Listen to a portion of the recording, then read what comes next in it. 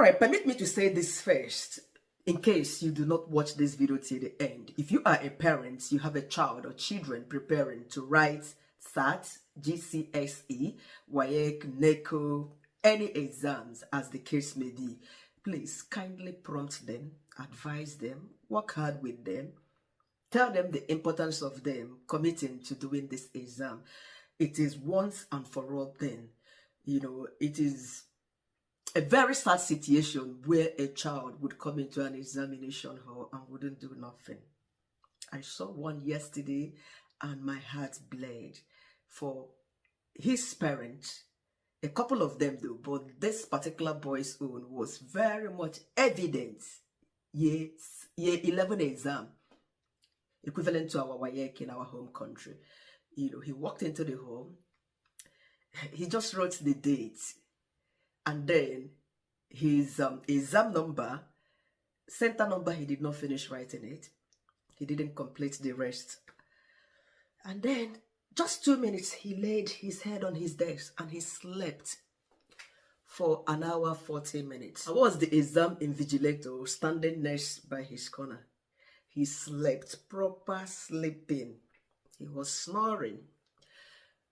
1 hour, 40 minutes, he woke up. He was stretching. Everything in him was stretching. Even his manhood stretching inside the examination. Sorry to say all of this. Let your children know that failure to prepare for an examination is like self-punishment to themselves. Imagine going into an examination hall. Others would be busy writing and you would be there confused, moping around, and the next thing you would do would be to rest your head on the desk for 2 hours, 30 minutes. That was how long the exam lasted. Some of these exams, I think when we did maths lasted for 1 hour, 30 minutes. Yesterday was literature, and it was for 2 hours, 30 minutes. And guess what? You wouldn't just leave until the last minute of the exam. When they would say, pencils up, everybody would stand up and gently walk away. And we collected this young man's answer script. We had to call him back after they've left to come and complete the center number, his name and all of that. On the top, he didn't open. Jesus Christ, if you are a child watching me, you did not end up punishing your parents. You are punishing yourself. Yes, because you can never ever regain that time again. It might be long before you realize what you have done to yourself, not doing this when others were doing it. So please prompt your children, because I know parents are the ones watching my video currently. Prompt your children to do something for themselves. Guys, come on, these are the 10 jobs I've done in the UK. Let me share this with you before I stop making content about the UK. If ever I will stop, will I? So the jobs I've done in the UK, they are mostly related in 2 different fields that are interrelated. You know, the first job I did, not related anyway, is packaging job. When I first arrived in the UK in 2010, then 2011, I got a job around January. It was in a packaging company where we were packaging toys and all of that. And I was paid £5.50. Imagine the minimum wage as at 2010, 2011, 2012. £5.50. That was what I was getting paid for an hour then. And sometimes we did that in the cold, outside, freezing and all of that. But it was a starting point for me, an experience, isn't it? Number 2 I did was working in a care home. I had my classmates who referenced me, Prof. Mo.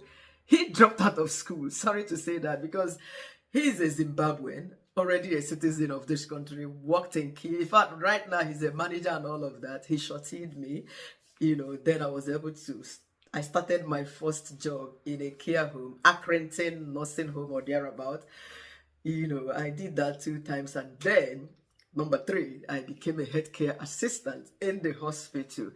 Did I like that? Guys, I will be telling you the one I like and the one I hated most. Please stay tuned. You know, so working as a healthcare assistant in the hospital, it was really fantastic because I traveled around Burnley Hospital, Bolton Hospital, Manchester Hospital. That's one I did in Liverpool then. I used to travel by train.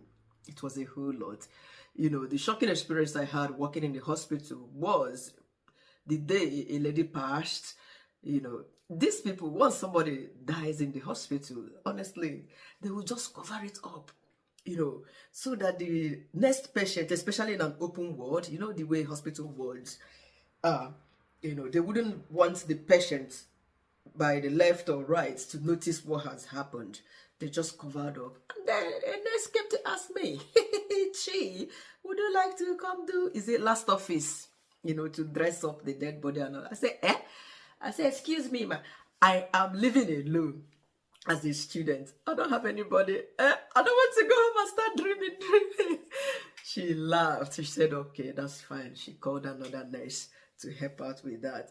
You know, that was really shocking to me. So number 4 was residential care work in Bolton, precisely. Oh, that care home is lovely. I met a couple of Nigerians there that we are still currently friends. Yes. Charity Emmanuel from Delta State. I went to visit her last year's April in Manchester, precisely. A good friend of mine that I met there, she was there working as a cleaner in that care home. And then I came in to work as a care worker. Guess what I was doing? You know, it was just a group of lovely ladies and men. You know, old people here, they address them as ladies. Not my ladies and grannies. But guess what? Some of them were really capable. You know, they are just living in that residential care home.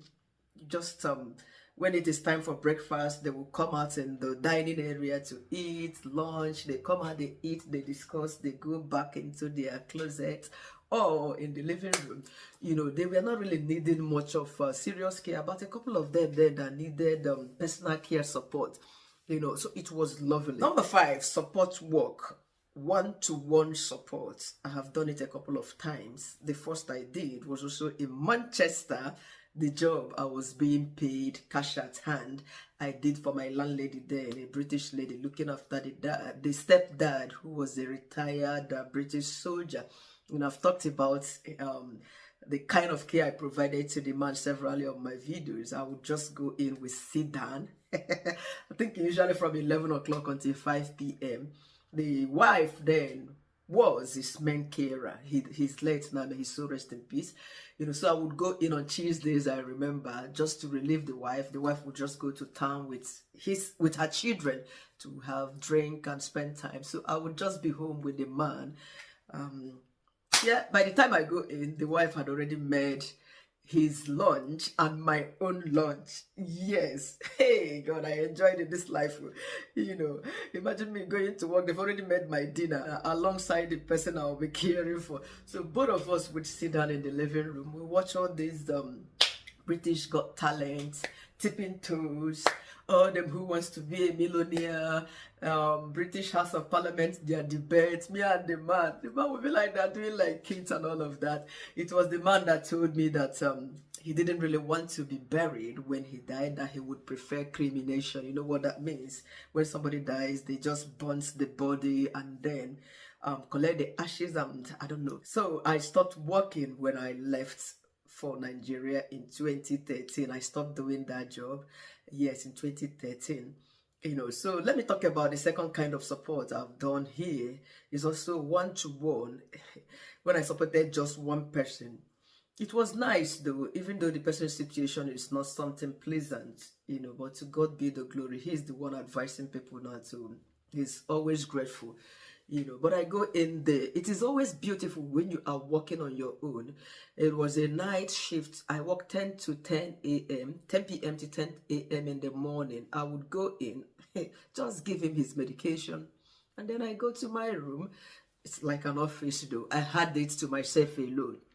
You know, he actually had a living carer who goes to her room to sleep. I just relax and be doing my thing. Sometimes I watch YouTube videos. Sometimes I will sleep and snore. Sometimes when the girlfriend comes, they will ask me not to come out at all. And I'll still get paid. And most importantly, when they travel on holidays, because I was on a contract, 2 days contract a week, working Friday night and Saturday night. Some weekend, the gentleman would travel with his girlfriend. They would go away. It's none of my business. He would still pay me. I was shocked, but it was a contract. That is what contract is all about. Even if you did not come, hence it wasn't my fault. I still got paid for those 2 days I didn't have to work. So number 6, living assisted home. Yes, it's a kind of care, and it's actually for special needs people, because quite a number of those residents, they were autistic. A group of young people living in a home. Their parents do come around to see them. Less than 40 as at the time I was supporting them. I think I did that job for a year plus. It was also a contract where I had to do 21 hours in a week. Then I had a lot of Nigerian students coming in to work there from Teesside University. It wasn't like a proper care home. You wouldn't even know that something is happening in there. I used to do 14 hours and then 7 hours. Sometimes I did extra. It was good. Just personal care. They go for their breakfast. And the set of people I supported in that living assisted home, they actually did not know whether COVID happened on Earth. They didn't know. They didn't know. Just to tell you the kind of people they are, so they needed human support, other people's support to get around their daily lives where they are staying, or they were staying as at that time was actually their major home, because they had their photos and everything around. Their parents used to come around to see them. Some of them, their parents don't come. They all rely on us for help. This is why when you are doing a care job, do it with all your heart. Did I love doing care job? Well, I like to support people. I like to help. I don't have any regrets doing care job, because when I did it, I used to have this sober reflection of thinking about the world around me. Who am I that God created me in full like this? I didn't have any deformities, any defects and all of that. But these people, some of them, they had all them challenges right from birth. Imagine, it could have been you, it could have been myself. So to support them, I did it with all my heart. Number 7, TA, teaching assistants. Yes, I switched from healthcare to education. I studied psychology and education. I read mass comm. Sorry to say this as well. I've come a long way. Somebody might be like, why don't you specialize on something? I know. We know they carry last. We're Nigerians. I'm not be worried, girl. We take our time, especially when we are in abroad. We have our targets and all of that. Yes, I will definitely specialize. I tried getting QTS, qualifying teacher status, last year. Unfortunately, I wasn't qualified for it. But then, I have not given up yet. If it's not in education, it must be in health. But that's all right. TA, General Teaching Assistant in classrooms. I go in primary schools, different primary schools as an agency worker. Year 1, year 2, year 3 reception. You support the teachers. I've talked about the role of a teaching assistant. If you would like to see that video, what I do as a teaching assistant, number 8, exam invigilator. This is my most recent job in education as an exam invigilator. Yesterday, I invigilated the literature exam in a secondary school here, year 7 precisely, like I said during the intro of my video. I got trained. Some agencies, they don't train you, because I work for education network and teaching personnel. The agency that trained me is AK Teaching. If you know AK Teaching, in case you are in education, they offered me this training. Unfortunately, they refused to give us certificate even when we paid for it. It's sad. You remember when I traveled to Sunderland for the training? They haven't given us the certificate. So not every agency would train you, but if you are working for an agency, you are good to go. If you are in the university looking to do this job, it is open to everybody. Like yesterday and last week, I worked in one of the secondary schools around. There were a couple of invigilators from the university. Yesterday, I had a Nigerian student who came to invigilate with me. Last week, the same thing. They said they were sent by UNITAMS, a body in the university that is in charge of allocating people to go to, work some places if you don't have a job. In case you are in any universities in the UK and you are still looking for a job, please find out which body is in charge of helping students to get a job in your school. They might be helpful, in helping you find somewhere you can be working precisely. So as an invigilator, It's just a short-term role. I think I like it though. But then the fact that I have to stand there, it's boring and interesting. Yes. Should I call it a lazy job? It is not though, because you need stamina. I did invigilation in one of the schools, different from where I did yesterday. We were allowed to sit down. They brought chairs, comfortable tables and all of that for invigilators. They said no, they don't want us to be walking around. We just sit down and keep an eye on the children, but where I walked yesterday, you have to stand, even though there were chairs. The exam officer didn't want people to sit, and it was 2.5 hours exam. Though from time to time you can lean on the wall, you can sit, but don't oversit, especially in a school like that doesn't really want people to sit, So it is very easy and flexible for people who have children. Like I did morning invigilation yesterday. It was actually from 8 o'clock until 12 o'clock. But guess what? The exam started 9 a.m. in the morning. I took my boy to breakfast club. Yes, I left his school. Thank God I have a car. I left his school 8 o'clock. Imagine when the exam was, when I was booked for 8 o'clock. So driving down to the school was just 10 minutes drive because of traffic, morning rush. I got to that school, 13 past. Yes, still they have not even started. Like I said, they started 9 a.m. They finished 11:30, and then the extra time children, we had 2 candidates on extra time. So at that point, they were setting up for the afternoon. Then the exam officer, they asked us to go, the invigilators, that we can now go. I said, I did sign up the cross. That was 11:45. She jumped into her car. In fact, before 12 o'clock, I was already home. Yes, I was already home. I warmed my food because I had to go to another primary school to do afternoon job. That is how hard she has been working these days, So I just had my dinner and then drove off to that primary school around the corner. I worked from 12:30 until 3:30. Yes, this is a kind of job you might not consider relying on, especially the job I did in a primary school yesterday. The one-to-one, there's also one-to-one in primary school. Know when to cut your limit. I am not trained as a behavioral assistant or support. They want me to continue this one-to-one even after this midterm break. Coming back in June, I said no. Thank you very much. I don't want to take British people's job. Immigrants are taking that. They should go and do that one. Because I know it is hard for anybody to keep up with that one-to-one role. In fact, I've done it 2 times. Yes, I did it on Monday. I did it yesterday. Thank God I'm off today because I have meeting this afternoon at my son's school. So I'm just going to have to do it tomorrow and next. On Friday, I have invigilation in the morning, so I go in the afternoon. Guys, know when to say no, to be honest with you. Know when to say no to nonsense. Yes.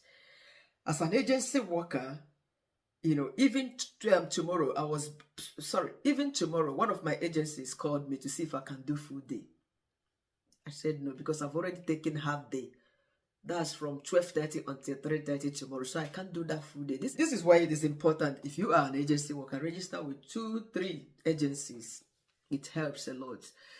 Don't say, I remember the last time I made a video that I quit my job or I walked out of my job. Somebody in the comment section was pitying me that, am I sure that I will still get a job? Am I sure they will still give me a job to do? Don't be the same agency I will go work for tomorrow. I've been working for them, So please, they know that it is not easy, that some of the children here are difficult to handle. One-to-one in school, when you are not even trained, it can be very challenging. On Monday, the school principal, a male principal, the assistant, a man, they were all tired of the person I was supporting. How much more myself that was supporting that person? You can imagine. A child that does not listen to anybody.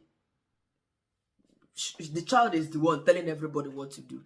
And he uses the F words, curse words, and all of that to anybody. So how won't you be tired? Even if you say no, nobody will punish you for saying no, because they know that it's hectic.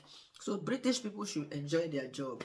Don't die. When they say if I can come back in June for the full time, doing that kind of job, June, July, till summer holiday, I say thank you. I don't want to. It's better I get 2 times or even 3 times a week than going to do full time in that kind of role. Know when to say no. Know when to draw the curtain if you are working in schools or in a care, mental health, and blah, blah, blah. Your health is important in this country. If you drop that, you don't drop a move, to be honest with you. Now, number 9, cover supervisor. You know, being a cover supervisor in secondary schools, I think is my best. It's quite challenging. Anybody you ask about working in secondary schools here as a cover supervisor, oh my God, especially when you go people, I don't want to go there. I don't want those big children. They are troublesome and blah, blah, blah. Yes, it is challenging, but know what you want and you go for it. You already know that this job is challenging. So when those kids are talking them trash, just shut your ears, and do your job. That is why you are there. Not all of them would even listen, but it's quite a pity. They don't only do it to you. Sometimes they do that to their main teachers. If it is the one that you can report, you report or you call for help. The person will be taken away from the classroom.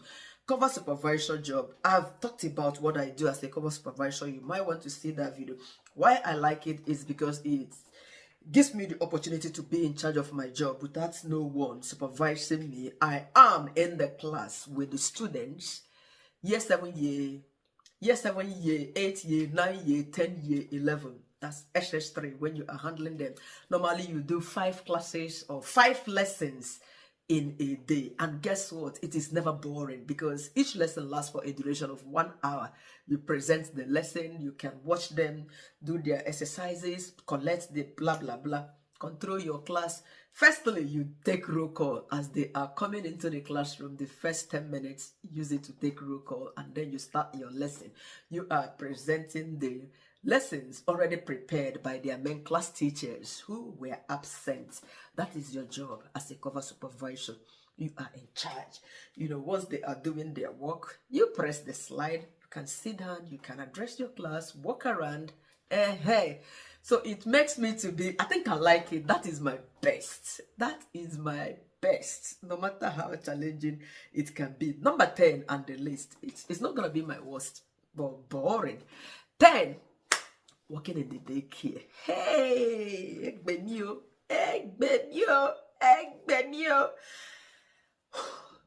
The most boring job I've ever done in education is having to, when they send you to that daycare, you don't decide whether to stay in the toddlers area, preschoolers, or the babies. The management or the person in charge of the duty that they might ask you to go in the babies area. Jesus. Do you know what it means working with babies? Babysitting. I want more babies, so don't get me wrong, and I like babies. When you have to sit down there carrying babies all day long. Thank God I don't do my work for a long time. Usually when I want to do all this their work, I start 8 o'clock or like the one they wanted to send me tomorrow is in a daycare. They said 9 o'clock until 3. But I said, no, thank you, because I already got something I'll be doing from my other agency. Even at that, when I hear daycare, I say, wait. No. And you will sit on the floor. You don't need to carry babies now. You carry them. Babies are not talking. Blah, blah, blah. Hey, how boring. I raise hand for people that are doing that job, And after sitting down the whole day, sitting on the floor, when I come back, my thighs, it hurts, to be honest.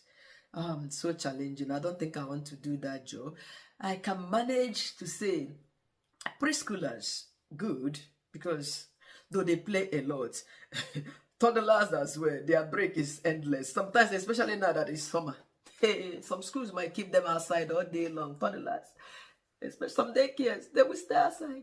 You know what it means when they are outside? You are not even sitting, you are going round and round. Play. If you did not play when you were little, you might consider working in a daycare or reception.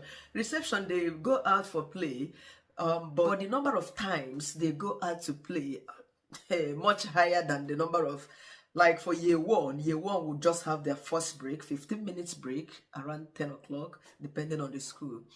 And then they come back, and then lunch break, which is from 12 to 1. That 1 hour from 12 to 1, it's not as if they are outside. 12 o'clock, they go for their dinner. Once you finish eating, you are allowed to go outside and keep on playing until 1 o'clock.